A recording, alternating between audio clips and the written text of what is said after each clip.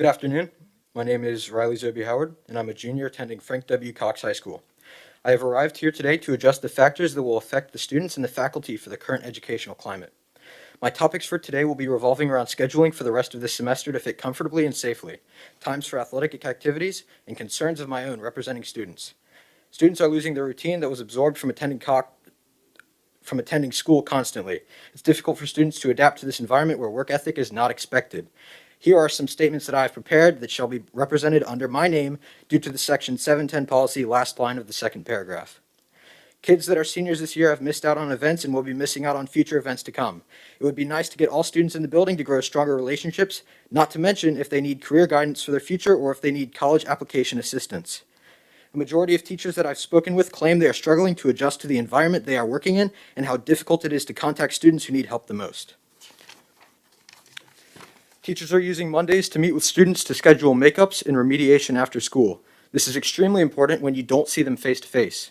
My concerns are based on safety. I don't feel like we have taken adequate measures to keep kids and teachers safe. We've changed from the CDC guidelines 6 to 3 feet. More kids in the building makes it more difficult when we are enforcing proper social distancing and contact exposure.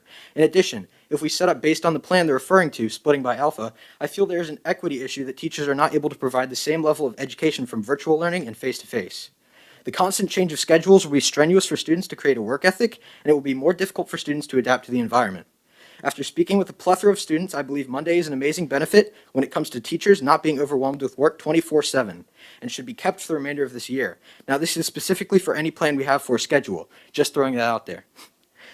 The limitations for extracurricular activities and after-school practice. When students are not allowed to participate in physical sports like football because of contact regulations, are they really practicing? I am eager for the time when returning to school is a reality, don't get me wrong. I believe it's the best way to build a strong relationship with your teachers. Great first impressions and sturdy bonds allow you to not only learn more, but for your teacher to acknowledge you have a desire to I apologize. You have a desire to prosper and listen to instruction thoroughly. It's beginning to sound quite circuitous, but this brings me to my main argument. Currently, Cox High School has quite the number of students attending both virtual and face-to-face learning. The amount of students to the number of classrooms is preposterous.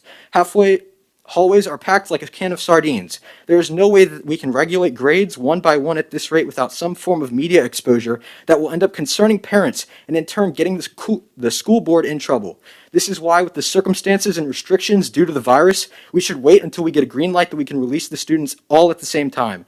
My proposal is we return to our routine as if nothing happened next semester, rather than as soon as possible. Students should go back to school next semester because we will be granted enough time to properly decide on after-school activities, how our funds are dispersed, and efficiently sort out the policy for in-school attendance and safety for all students.